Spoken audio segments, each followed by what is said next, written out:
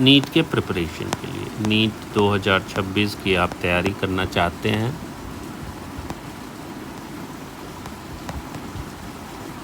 तो किन बातों का ध्यान रखिएगा कि आपको फिज़िक्स, केमिस्ट्री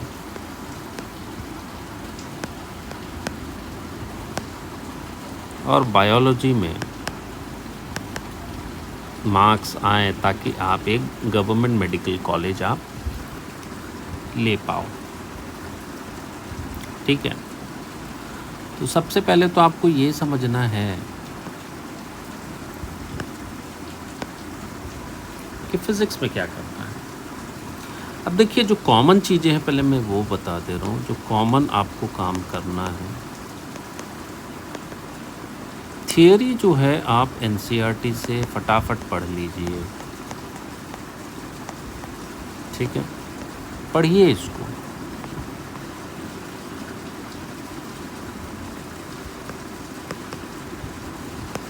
थ्री टाइम्स याद रखिए, 3 टाइम्स पढ़िएगा तो आपको चीज़ें समझ में आ जाएंगी। जो प्रॉब्लम्स करने की बात होती है तो उसके लिए देखिए, आप एनसीईआरटी एग्जाम्पलर सॉल्व करिए फिज़िक्स के लिए,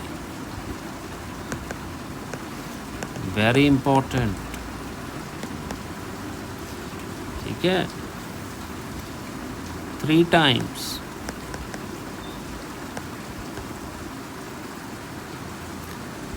ठीक है, यही 2 चीज़ें आपको केमिस्ट्री के लिए भी करनी है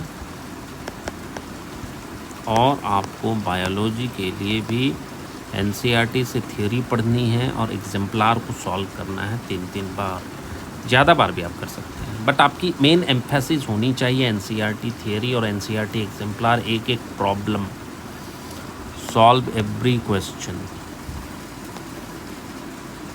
ठीक है, क्योंकि आपने देखा 2025 में क्वेश्चंस डीपली जाकर इन लोगों ने पूछा है, सरफेस स्क्रैचिंग नहीं किया है, डीप जाके क्वेश्चन पूछा है। तो आपको हर एक पैराग्राफ को आत्ममंथन करना पड़ेगा। ठीक है, अगर आप इतना कर लेते हैं, सिर्फ एनसीईआरटी बना लेते हैं, एग्जाम्पलर पढ़ लेते हैं, तो आप फिज़िक्स में 100+ स्कोर कर लीजिएगा। केमिस्ट्री में 130+ आप स्कोर कर लीजिएगा। बायोलॉजी में 330+ आप स्कोर कर लीजिएगा। सिर्फ एनसीईआरटी एग्जाम्पलर पढ़कर आप 560 नंबर ला सकते हैं, पेपर चाहे कितना भी डिफ़िकल्ट क्यों ना हो। लेकिन जिनको रैंकर्स चाहिए, टॉप रैंकर्स का मतलब है जो टॉप 1000 या 500 में रहना चाहते हैं, 500 रैंक या 1000 रैंक में रहना चाहते हैं, तो देखिए अब इनके लिए आप जेईई मेंस के पेपर बनाइए,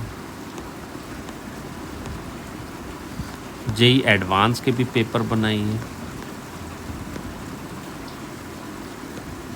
ठीक है, लास्ट 10 इयर्स पेपर सॉल्व करने का प्रयास करिए।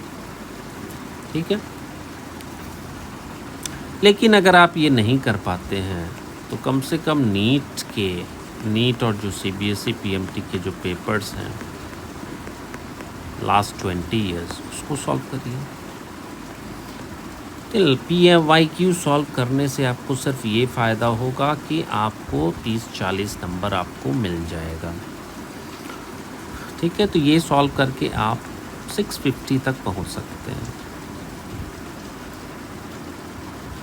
ठीक है, जेईई मेंस जेईई एडवांस का पेपर आप सॉल्व करिएगा तो you can be among the topper. ये इतना आसान नहीं है करना, क्योंकि एनसीईआरटी पढ़ना अपने आप में बहुत बड़ा चैलेंज है। एनसीईआरटी एग्जाम्पलार के एक प्रॉब्लम सॉल्व करना बहुत बड़ा चैलेंज है। लेकिन फिर भी मैं बोलूँगा कि आप एनसीईआरटी और एनसीईआरटी एग्जाम्पलार एक एक प्रॉब्लम, एक एक थियोरी, एक एक लाइन अच्छे से करिए, और उसके बाद जब ये हो जाता है तब आप PYQs को सॉल्व करिए, ईयर वाइज पेपर लीजिए और उसको एग्जामिनेशन मोड में आपको सॉल्व करना है। ठीक है, PYQs को हमेशा मॉक टेस्ट के रूप में ट्रीट करना है। एग्जामिनेशन कंडीशंस में आपको 3 घंटे में वो पेपर देना है, फिर इवैल्यूएट करना है। ठीक है, इतना आप कर लीजिएगा तो आपको 600 प्लस लाने से कोई नहीं रोक सकता।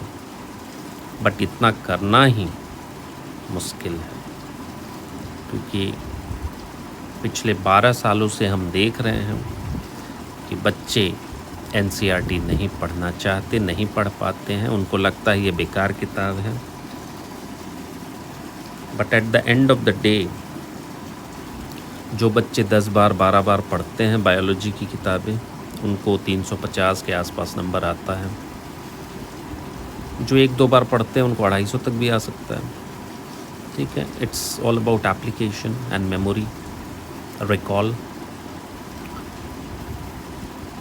So good luck and start preparing for NEET 2026. Thank